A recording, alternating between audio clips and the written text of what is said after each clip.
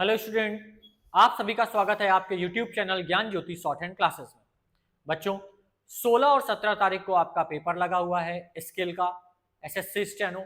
इसके लिए पहले तो आप सभी को बेस्ट ऑफ लक।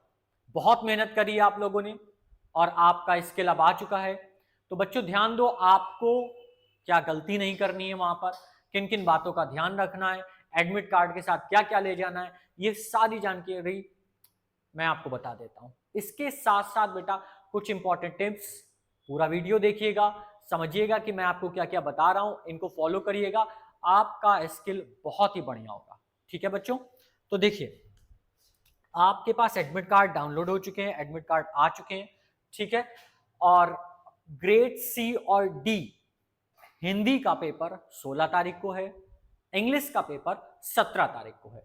पहले आपका ग्रेड डी का एग्जाम होगा, फिर ग्रेड सी का होगा। ठीक है, तो ग्रेड डी की बेटा जो टाइमिंग है, देखो आप टाइमिंग याद रखिएगा।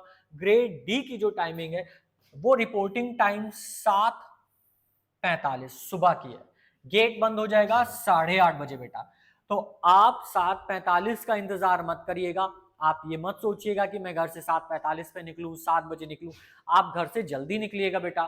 ठीक है, टाइम पर वहां पहुंच जाइएगा, क्योंकि आप बहुत मेहनत करने के बाद यहां तक पहुंचे। ठीक है, रिटर्न में आपने बहुत मेहनत करी है, स्किल के लिए आपने बहुत मेहनत करी है, बहुत सारी पेंसिलें घिसी हैं। तो आप टाइम पर पहुंच जाइएगा, ताकि आपको बाद में ये अफसोस ना हो कि अगर हम टाइम पे पहुंच जाते तो हम स्किल दे पाते, मेरा स्किल छूट गया। ठीक है, और अब एग्जाम जो स्टार्ट होगा वो आपका 9 बजे से स्टार्ट होगा और 12:08 तक चलेगा। 12:08 बजे आपका एग्जाम ओवर होगा।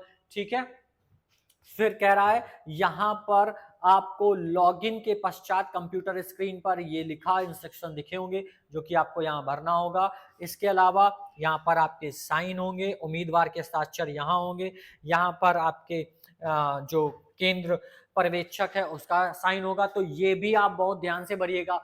2 फोटोकॉपी निकाल लीजिएगा, एडमिट कार्ड की 2 फोटोकॉपी रख लीजिएगा, ताकि आपको कोई भी गलती ना हो। ठीक है, यहां पर आपको फोटो भी लेके जाइएगा, 2 फोटो रख लीजिएगा। ठीक है, और इसके बाद आपको यहां पर अंगूठे का निशान लगाना है। तो हर एक पॉइंट को ध्यान से पढ़ने के बाद तब आप फिल करिएगा। फोटो 2 लेके जाइएगा। ठीक है, एडमिट कार्ड की फोटोकॉपी भी 2 कर लीजिएगा। अब बात करते हैं ग्रेड सी की। तो ये एग्जाम आपका गेट जो है रिपोर्टिंग टाइम है वो 12:45 का है। गेट बंद हो जाएगा 1:30 बजे बेटा। ठीक है, और एग्जाम आपका स्टार्ट होगा 2 बजे, जो कि आपका लगभग 5 बजे तक चलेगा। ठीक है, क्या याद रखना है, एडमिट कार्ड की कॉपी 2 लेके जानी है, फोटो 2 लेकर जानी है। उसके आगे की चीजें मैं आपको बताता हूं। ठीक है, चलिए आगे बढ़ते हैं। अब यहां पर कुछ इंस्ट्रक्शन है, उन्हें फॉलो करते हैं, देखते हैं क्या क्या है। पहले तो देख लेते हैं टाइमिंग। ठीक है, ग्रेड डी वाले जो बच्चे हैं, हिंदी के लिए ग्रेड डी वाले बच्चे, उनको 65 मिनट मिलने वाले हैं। ठीक है, ग्रेड सी के लिए जो बच्चे देने जा रहे हैं उनके लिए 55 मिनट है। ये सारी चीजें आपको पहले भी पता है। इंग्लिश वालों को समय कम मिलेगा, ग्रेड डी वालों को 50 मिनट मिलेगा और सी वालों के लिए 40 मिनट मिलेगा। वहीं पर VH OH जो अदर कैटेगरीज के बच्चे हैं, ठीक है, वहां पर उन्हें समय ज्यादा मिलेगा, 90 मिनट, 75, 70, 55 मिनट। ठीक है, चलिए बढ़िया, आगे समझिए। अब इंपॉर्टेंट पॉइंट यहां पर है। ठीक है, क्या लेके जाना है, सबसे पहले इंपॉर्टेंट प्रवेश पत्र लेके जाना है, यानी कि आपको एडमिट कार्ड तो ले ही जाना है, अदरवाइज आपकी एंट्री नहीं होगी। इसके बाद आपको पैन कार्ड ले जा सकते हैं, आधार कार्ड ले जा सकते हैं, पासपोर्ट साइज फोटो, लाइसेंस की कॉपी ले जा सकते हैं, जिससे आपका वहां पर पहचान पत्र का काम हो सके। ठीक है, दूसरा, अभ्यर्थी अपनी पानी की बोतल ले जा सकते हैं, लेकिन ट्रांसपेरेंट होनी चाहिए, क्योंकि वहां पर आपको ब्रेक नहीं मिलेगा। जब आपका एग्जाम स्टार्ट हो जाएगा फिर आपको किसी भी तरह का ब्रेक नहीं मिलने वाला है। तो आप पानी की बोतल लेके जाइए। ठीक है, गर्मी हो रही है, आपको प्यास लगे तो आप वहीं पर ही पानी पी सकें। ठीक है, फिर एग्जाम में घड़ी, किताबें, पेन, पेपर चिट, ठीक है, इलेक्ट्रॉनिक गैजेट वगैरह वगैरह, ये चीजें लेकर नहीं जानी है। ठीक है, pen, ball pen, spy camera, बहुत सारी चीजें। अब एक डाउट बच्चे के मन में आ रहा है कि बहुत सारे बच्चे जो कि पेन से लिख रहे थे, तो क्या पेन नहीं ले जाना है, तो फिर हम कैसे लिखेंगे, पेंसिल से तो मेरी हैबिट ही नहीं है।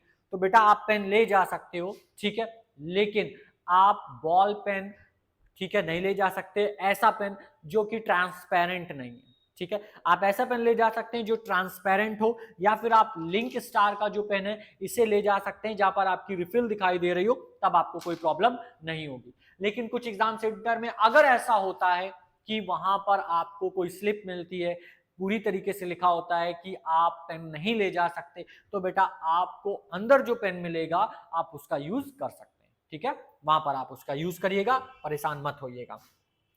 ठीक है। अभ्यर्थी को सलाह दी जाती है कि बैग वगैरह बहुत सारी चीजें जो नॉर्मल चीजें वो लिखा हुआ है नहीं ले जाना है। ठीक है, आगे देखते हैं क्या है, आगे इंपॉर्टेंट आपके लिए कुछ है। ठीक है, आगे आपके लिए कोई भी ऐसा इंपॉर्टेंट पॉइंट नहीं है जो आपको बहुत ध्यान में रखना है। हाँ, एक इंपॉर्टेंट पॉइंट है कि कॉपी आपको दोनों तरफ भरनी है, तो आप पेज मत छोड़िएगा, कोई ब्लैंक पेज मत छोड़िएगा। ठीक है, चलिए ये हो गए आपके एडमिट कार्ड से रिलेटेड डाउट्स क्लियर हो गए, और जो आपके माइंड में क्वेश्चन चल रहे थे उन्हें मैंने क्लियर कर दिया और बता दिया क्या क्या इंस्ट्रक्शन आपको फॉलो करने हैं। अब बेटा एग्जाम को देते समय आपको किन बातों का ध्यान रखना है, ठीक है, ये बहुत जरूरी है। तो सबसे पहले तो बेटा आपको वहां पर प्रोसेस होने वाला है कि सबसे पहले आपको ट्रायल मिलेगा। आप ट्रायल बहुत आराम से सुन के अच्छे से लिखिएगा। अगर आपको कोई प्रॉब्लम होती है तो आप स्पीकर के पास बैठ सकते हैं जाकर के, कोई भी आपको रोकने के लिए नहीं, ऐसा पॉइंट नहीं है कि आपको कोई रोके। तो आप जहां स्पीकर है उसके नीचे बैठ सकते हैं ताकि आपको वॉइस बिल्कुल क्लियर सुनाई दे। ये बहुत इंपॉर्टेंट है। ठीक है, ट्रायल आपका एक बार होता है, दो बार होता है, इसे ध्यान से सुनिएगा। ऐसा ना हो कि आप ट्रायल के चक्कर में एक्चुअल डिक्टेशन छोड़ दें।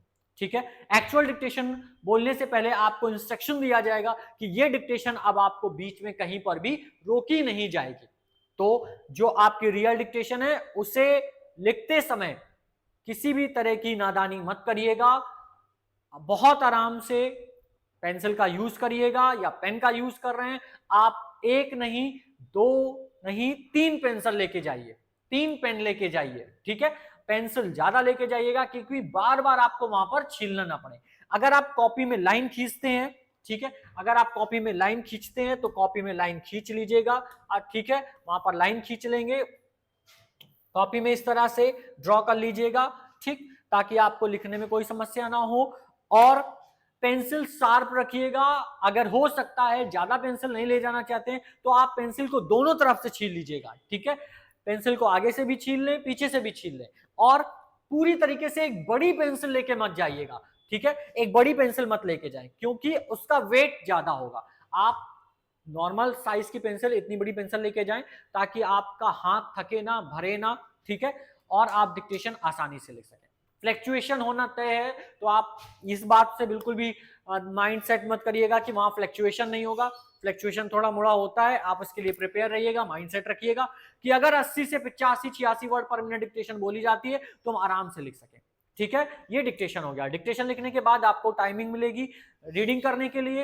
रीडिंग करते समय हर एक वर्ड को ध्यान से पढ़िएगा। अगर कोई वर्ड ऐसा आता है कि आपको लगता है कि हम ये भूल जाएंगे जब हम टाइपिंग कर रहे हैं, तो उसे ऊपर लिख लीजिएगा। ठीक है, पेंसिल से लिख लीजिएगा और जब कॉपी सबमिट करेंगे तो आप उसे रफ कर देंगे। ठीक है, इसके बाद बेटा जब आप टाइपिंग के लिए रेडी हो जाएं, आपका टाइपिंग के लिए सिस्टम रेडी हो जाए, तब आप सभी की को प्रेस करके एक बार चेक कर लें। 1 से लेकर के Z तक की यानी 1 से 0, A से Z तक सभी की एक एक बार प्रेस करके देख ले कि कहीं ऐसा तो नहीं है कि कोई की फंस रही है या कोई की काम नहीं कर रही है। आप डिक्टेशन लिखते, टाइपिंग करते चले जा रहे हैं डिक्टेशन की, और उस समय कुछ ऐसा होता है तो आप फ्रस्ट्रेट हो जाओगे, परेशान हो जाओगे, हड़बड़ा जाओगे और उसके चक्कर में आप बहुत सारी गलतियां कर बैठोगे। तो कीबोर्ड की हर एक की को चेक कर लीजिएगा। ठीक है, फिर टाइपिंग स्टार्ट करिएगा। डिक्टेशन लिखने से पहले, टाइपिंग देने से पहले किसी भी प्रकार की अफवाह, किसी भी प्रकार की बात को अपने माइंड पर सेट मत करिएगा। बहुत सारे बच्चे होंगे वहां, बहुत सारे अलग अलग कैटेगरी के बच्चे होंगे, कुछ पहले से जॉब कर रहे होंगे, कुछ सी के लिए फाइट करने आए होंगे, कुछ सी और डी दोनों एग्जाम देने आए होंगे। तो सब अलग अलग तरह से आपको मिलेंगे। आप अपना बेस्ट दीजिएगा, अपने ऊपर कॉन्फिडेंट रखिएगा, बाकी सारी चीजें आपकी अच्छी होंगी क्योंकि आपने मेहनत करी है, ये बात आप जानते हो। ठीक है, इत्मीनान से टाइपिंग करिएगा और डिक्टेशन लिखिएगा। किसी भी तरीके की हड़बड़ाहट अपने माइंड में मत लाइएगा। आई होप आपका जो पेपर है वो बहुत अच्छा होगा, आप अपना बेस्ट दे के आएंगे और आपका सिलेक्शन डिट श्योर होगा, ये बात तय है। ठीक है, मिलते हैं आपको नेक्स्ट वीडियो में और देखते हैं कैसा एग्जाम आपका हुआ है, कैसा स्किल हुआ है, किस तरह का आप दे के आए हो। इन सारी चीजों को मैं यहाँ पर बताऊंगा, रिव्यू आपको दूंगा कि कैसी डिक्टेशन आई है, बच्चों ने क्या किया है, एक एक चीज मैं आपको बताऊंगा। ठीक है, लेकिन एग्जाम जाने से पहले, एग्जाम सेंटर जाने से पहले जो मैंने आपको बताया है इसको ध्यान में रखते हुए जाइएगा। ठीक है बच्चों, तब तक के लिए Jai Hind and once again best of luck सभी बच्चों के लिए, ऑनलाइन बच्चे जो पढ़ रहे थे उनके लिए भी और जो ऑफलाइन पढ़ रहे थे उनके लिए भी। सभी बच्चों को बहुत सारी शुभकामनाएं, आप अपना बेस्ट देके आइएगा और आपका पेपर बहुत अच्छा हो, यही मेरी ईश्वर से कामना है।